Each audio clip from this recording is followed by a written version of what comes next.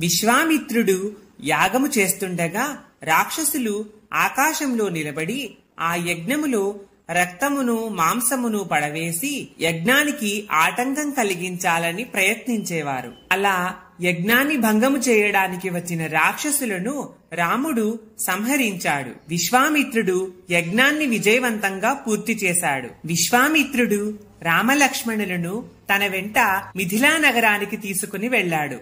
అలా వారు వెళుతున్న దారిలో ఒక విచిత్రం జరిగింది. రాముని పాదధూళి తగిలిన ఒక రాయి క్రమంగా మెత్తనై ప్రకాశిస్తున్నటువంటి శరీరముతో అత్యంత మనోహరమైన స్త్రీగా మారి వారి ముందు నిలబడింది. రాముని పాదధూళి వలన పవిత్రమైన ఆ స్త్రీ అహల్య అని, అహల్య గురించి రామలక్ష్మణులకు పూర్తిగా తెలిపి విశ్వామిత్రుడు రామలక్ష్మణులను మిథిలా నగరం వైపు తీసుకుని వెళ్లాడు.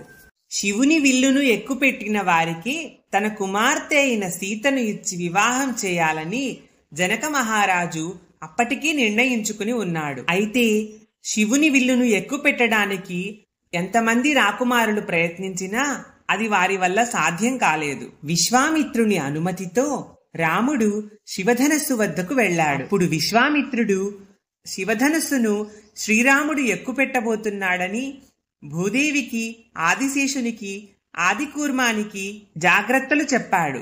విశ్వామిత్రుని అనుమతితో శ్రీరాముడు శివధనస్సును ఎక్కుపెట్టాడు.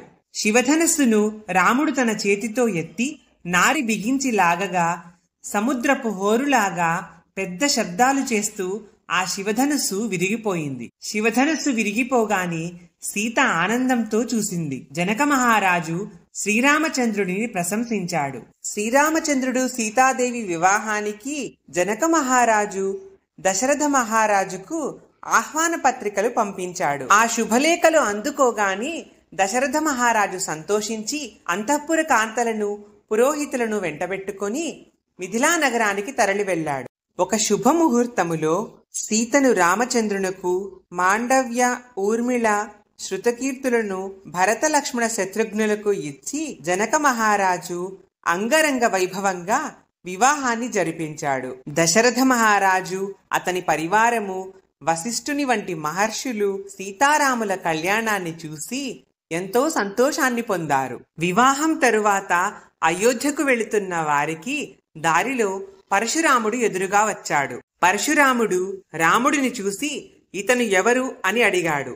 అప్పుడు దశరథుడు ఇలా చెప్పాడు: ఇతను నా కుమారుడైన రాముడు.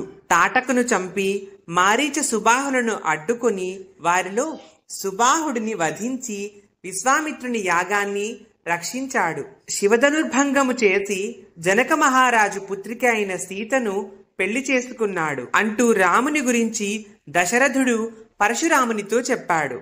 సారములేని పాత శివుని విల్లును విరిచానని గర్వపడకు. రామా, నా అధీనంలో ఉన్న ఈ విష్ణుచాపాన్ని ఎక్కుపెట్టు అని పరశురాముడు రాముడితో అన్నాడు. పరశురాముడు తన చేతిలోని విష్ణుచాపాన్ని అందరూ చూస్తూ ఉండగా రామునికి అందించాడు. ఆ విష్ణుచాపంతో పాటుగా పరశురాముని తేజస్సు, పరాక్రమము కూడా రామునిలో చేరిపోయాయి. పరశురాముడు చెప్పిన లక్ష్యాన్ని రాముడు పడగొట్టాడు. ఇలాంటి మరిన్ని వీడియోల కోసం ఈ ఛానల్ని సబ్స్క్రైబ్ చేయండి.